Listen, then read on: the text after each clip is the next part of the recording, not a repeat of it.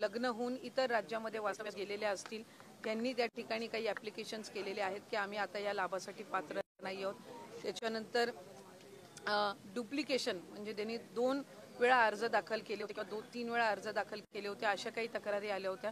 साधारणपणे आम्ही cross verification ही सुरू केलं, पण एका बाजूला आज ज्या लाडक्या बहिणी आहेत ज्यांना एक लाभ मिळत आहे पण त्याच्या व्यतिरिक्त सुद्धा त्यांनी काही फॉर्म डुप्लिकेशन झाला असेल किंवा उत्पन्न त्यांचं जास्ती झालं असेल किंवा त्यांचं दुचाकीपेक्षा अधिक म्हणजे वाहनं त्यांच्याकडे 4 चाकी वगैरे असणारे जे आहेत त्यांनी स्वतःहून सुद्धा हा जो लाभ आहे हा परत देण्याची सुरुवात ही केलेली आहे. काही आम्हाला गेल्या महिन्यात सुद्धा प्राप्त झाले, डिसेंबर महिन्यामध्ये, काही आता जानेवारी महिन्यामध्ये प्राप्त होत आहेत आणि ते आम्ही सरकारी चलांच्या माध्यमातून त्या ठिकाणी ती संपूर्ण जी प्रोसिजर आहे ती करून घेतोय. मी आपल्या माध्यमातून या लाडक्या बहिणींचे आभार सुद्धा मानेन की त्यांना ज्या वेळेला लक्षात आलं की आपल्याला 2 वेळेला लाभ आलेला आहे किंवा आपण त्या लाभासाठी पात्र नाही आहोत त्यावेळेला त्या स्वतःहून पुढे येऊन राज्य शासनाचा हा जो निधी आहे हा त्यांच्या पात्र असण्याच्या पलीकडचा जो आहे, जो सरप्लस त्यांच्याकडे आहे ती परत करण्याची प्रामाणिक भूमिका ही महाराष्ट्राच्या या लाडक्या बहिणींनी घेतलेली आहे.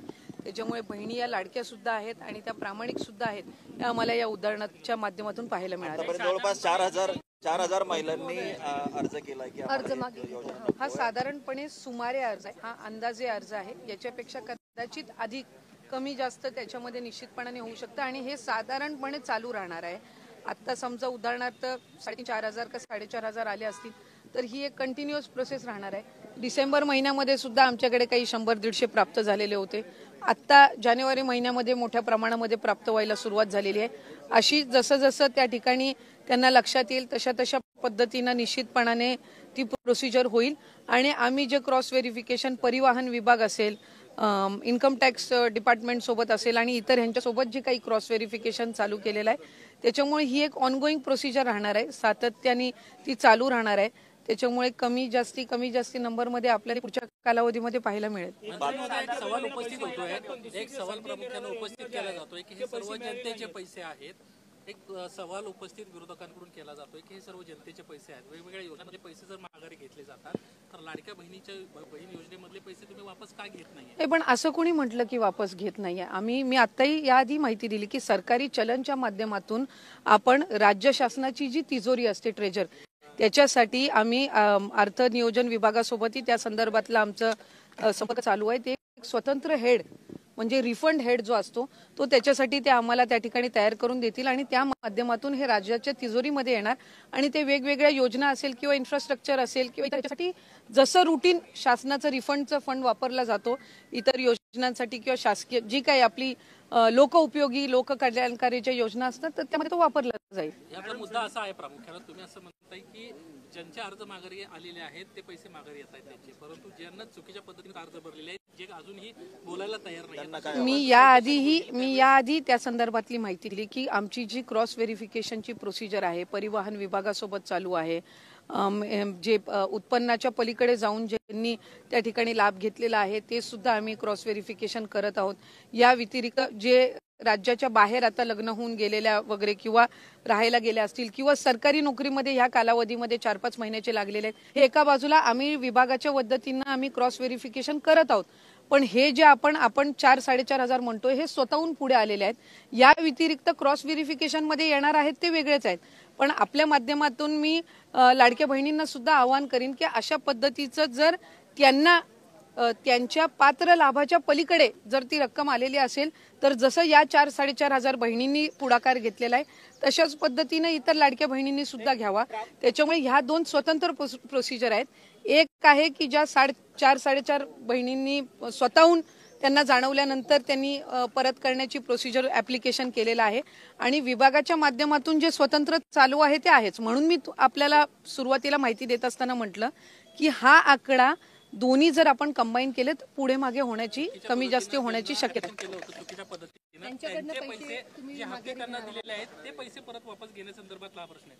पैसे परत घेतले जाणार का ज्यांनी चुकीच्या पद्धतीने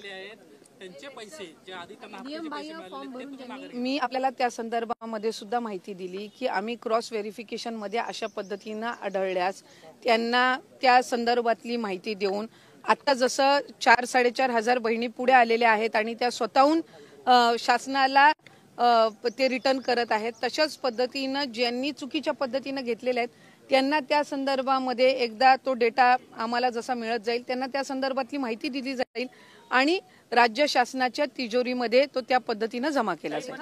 2.5 कोटी लाभार्थ्यांची महिलांची तुम्ही काही पावलं उचलणार आहात का? जर नियमबाह्य फॉर्म भरून सुद्धा जर एखाद्या बहिणीने लाभ घेतला असेल आणि तिने जर अर्ज नाही केला तर तुम्ही काही पावलं उचलणार आहात? नाही, मी त्याच संदर्भातली आपल्याला माहिती दिली की क्रॉस व्हेरिफिकेशन मध्ये अशी ना तशीही आम्हाला त्या संदर्भातली जी माहिती आहे ती मिळणार आहे. या 4-4.5 हजार जे आहेत त्या स्वतःहून आलेल्या आहेत पुढे. तशाच पद्धतीनं आम्ही विभाग म्हणून जे क्रॉस व्हेरिफिकेशन करतोय त्याच्यामध्ये तो डेटा तसाही येणारच आहे. त्यामुळे या स्वतःहून पुढे आलेल्या आहेत त्यांचं आम्ही स्वागतच करतो. अशाच पद्धतीनं इतर असतील तर त्यांनी स्वतःहून पुढे यावं आणि अदरवाईज क्रॉस व्हेरिफिकेशन मध्ये हळूहळू आमच्याकडे तो डेटा तसाही येत आहे. तुम्ही म्हणतात की क्रॉस व्हेरिफिकेशन करून डेटा तुम्ही कलेक्ट करणार आहात. 2.5 कोटी महिला लाभार्थी महिलांची संख्या आहे. साधारणपणे तुमच्या डिपार्टमेंटकडे काही आकडेवारी आहे का? जर क्रॉस व्हेरिफिकेशन झालं तर इतकी आकडेवारी ती खालावेल म्हणून? आम्ही सुरुवातीपासूनच या संदर्भातली भूमिका स्पष्ट केलेली आहे की क्रॉस व्हेरिफिकेशन किंवा स्क्रुटिनी आम्ही 2.5 कोटी लाभार्थ्यांचं पूर्णपणाने करणार नाही. पिवळा आणि केशरी कार्ड धारक जे आहेत त्यांचं उत्पन्न 1 लाखापेक्षा कमीच आहे म्हणून ते पिवळे आणि केशरी कार्ड धारक आहेत. त्याच्यामुळे ती जी संख्या आहे ही साधारणपणे 1.5 कोटीपेक्षा सुमारे त्याच्यापेक्षा अधिक जात असते.